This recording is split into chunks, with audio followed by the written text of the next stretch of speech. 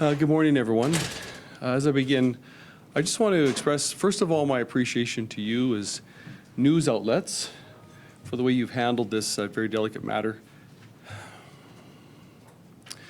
I know a lot of your organizations had information early on, and you've, I think, treated this whole matter with respect, and that's not lost on me, not lost on council or my office. So to you as professionals, I want to say thank you for the way you have conducted yourself in these hours, so thank you. Late yesterday, I received the devastating news that Councillor Jason Schreyer has passed away. Our council is shocked to hear of his death.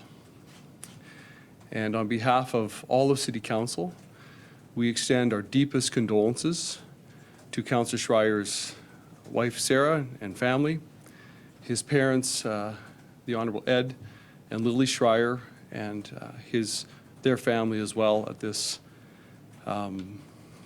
almost unbelievable news. Jason and I were elected at the same time in 2014, and so we've been on council together since that time through subsequent elections and re-elections. I've always appreciated working with him. He's a passionate advocate for people's affordability, to make sure people can afford to live in Winnipeg, and that we work hard to make city services affordable for people. I know he was working on a project in his ward, in the Elmwood-East Kildonan ward, related to food security, and looking at a parking lot that's available to try to make that more than a market, a distribution for food. That was a project he was passionate about, so that people that couldn't afford groceries would have a place to access food. He would often talk, as those of you that follow council know, he would talk regularly about the impact of construction inflation on city costs. And it came to the point where we would joke with him, and we would just kind of almost time the meetings to see how many times Jason would talk about construction inflation. And we would laugh, but his greater point was this, is that the costs of city services and public services are going up, and there's reasons for it. And he really wanted people to understand the reasons for the increased costs. Jason comes from a family dedicated to public service, a legacy that his parents set and Jason carried on, serving citizens in elected office. He was elected in 14, re-elected twice, which says a lot about people's confidence in him to represent them and to serve them. I'm thinking also of several of my council colleagues today, some of whom are really close to Jason. They were good friends with Jason. And I'm thinking of Councillors Edie and Wyatt, Sharma, Allard, especially at this time, who were friends with him. Outside of City Hall, he was fun, a lot of fun, creative. We put in the statement intentionally, he was often the first one to grab a mic at karaoke and sing, and he could sing. He had a great voice. I remember when we got elected in 2014 in the fall, in October, I think the next month was, it was the United Firefighters dinner. And so, we're all newly elected, and it's exciting, and meeting people for the first time and going to one of these big events for us for the first time. And at the end of the night, the Danny Kramer band got up to sing, and I looked up, and Jason Schreyer, Councillor Jason Schreyer, was at the mic just belting it out. And it was remarkable. He was so good. I was mortified. I thought, is this even allowed? Can we do this as council members? Are we expected to do this as council members? I'll never forget that moment. But he would sing at Folklorama on a regular basis. He could speak and sing in multiple languages.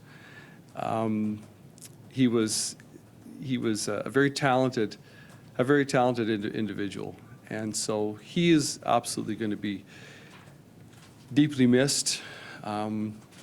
We are going to be doing all we can to honor his legacy. I've committed the resources of my office. Other councillors have committed their resources as well to help his assistant, his executive assistant right now, to continue on the work of the office and the ward office. So we're going to, support Chris in the office of the Elmwood-East Kildonan ward with our staff and support or whatever they need at this time.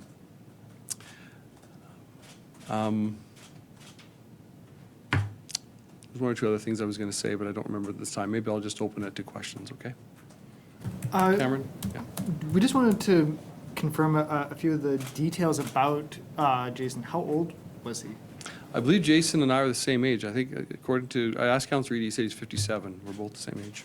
Yeah. I think it's around that age, so I don't know if he's turning 57 or just turned 57, but he's right in that age. And how many kids did he have? I believe, I think he had 2 children, two stepchildren. Yeah. How old they are? One's a teenager and one's in their 20s. I believe I have that information correct. But, yeah, thank you.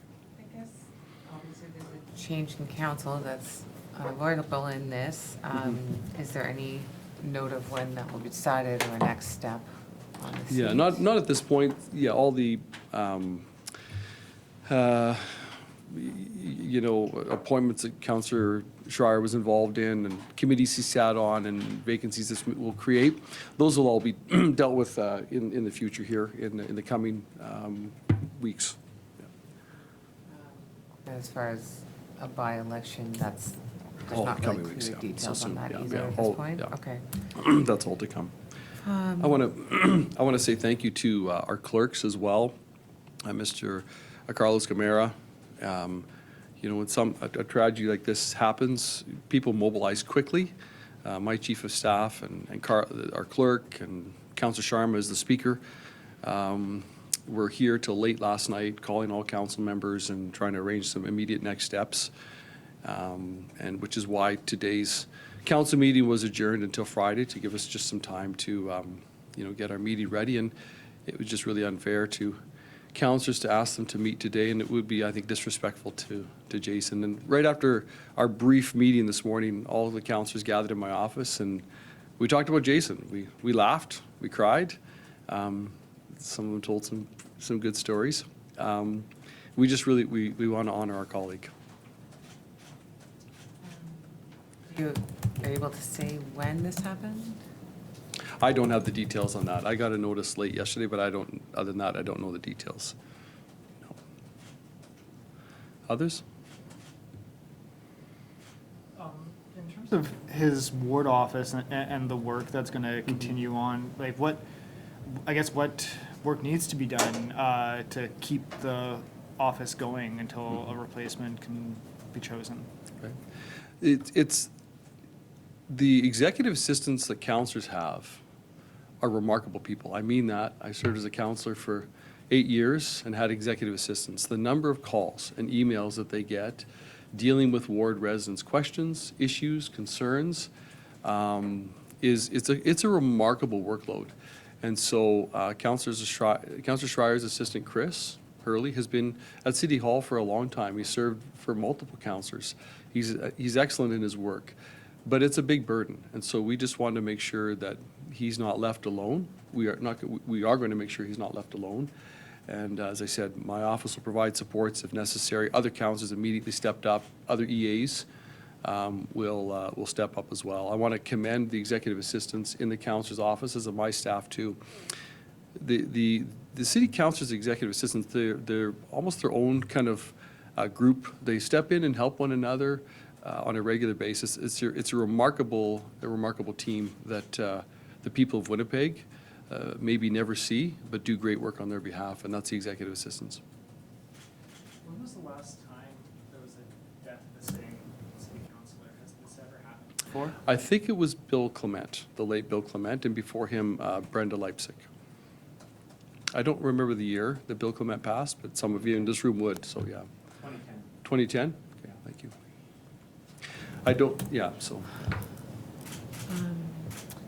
Yes, go ahead. Forgive me for asking, Mayor, but do we have any indication what may have led to Councillor Schreyer's death? No, I don't have any information on that, no. You talked about this a little bit earlier, but thoughts, if there are other thoughts just on his contributions to council and to his ward? A couple things that Councillor Schreyer councillors really get to choose, as mayor, I get to choose who the chairs of the committees are, but councillors really take it upon themselves to sign up for the committees they want to be on. And often it's those committees, they choose those committees based on their values and priorities.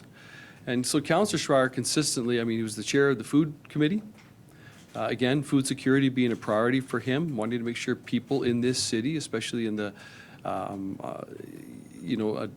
areas that are maybe where there's some, we call them food deserts now, want to make sure people have access to food. The climate and environment, water and waste committee, water, waste and environment committee is always important to him. Make the council would have policy and act on policy related to protecting our climate was something he talked about on a regular basis. He served on the finance committee when I was chair for several years, again, trying to understand, and not just understand, but trying to communicate to the public the reason why costs go up and what we're doing to, as a council, to mitigate the increase in costs, to be good stewards of the public purse. Those are matters that are always important to him. So you would often see him doing the work on those committees and asking the hard questions and following up. And you mentioned just earlier, and I was curious, I don't know a lot about it yet, but the food security project he was working on in a parking lot? Do you know how that would have worked? Was this sort of a food bank or a? No, I don't have the details on that. You know, one of the councillors, Councillor Eady would have known more details on that. Councillor Barwadi maybe as well. I know Councillor Barwadi and Councillor Schreyer were working on I think a spray park together as well. So again, he's the kind of councillor that would be working with others. He had good friends on council, but always willing to collaborate. I was with him in February. The last time I was at an event in his ward with him was at a winter carnival in February on a cold day, but he was there supporting, and there were sleigh rides for the kids and curling and skating and hot dogs and hot chocolate, and he was out there getting hugged by the people he represented and checking in with them and talking to them, and it was, he was right in his element with the people he served. You remember what song he sang with the firefighters? Cameron, it's funny, I was trying to remember in my office before I came down here. I bet you one of our councillors would know, but he nailed it. I kid you not, like, he was a good singer and could dance remarkably. My wife and I were at Folklorama several years ago, and we were at one of the pavilions. It might have been the Indian Pavilion. And we were sitting, and as elected officials, they put us near one of the front tables. And I didn't know, lo and behold, the dancers come out, and Councillor Schreyer's right at the front leading the dance, an Indian dance, and it was perfect. He's just impressive, the man of many, many talents. How many languages? I don't know. I know he spoke French for sure, and some Spanish, but he could, I was talking to his father just this morning, where he was reminding me that he could sing in multiple languages, so he at least knew a few songs in other languages that he could sing and participate in cultural events. Yeah. Can you share any of that discussion you had? Just, I expressed my condolences on behalf of all of council to, Mr. Schreyer and his family. They're devastated. Maybe I'll just leave it at that. They're devastated. I said, I offered support to anything I can do from my office, we can do as a council to support his family at this time. We want to do that, and so I made sure he's got my cell number, my chief of staff's cell number that he can call anytime, and I'll be reaching out in the coming days just to check in as well. Okay? All right. Thank you, everyone.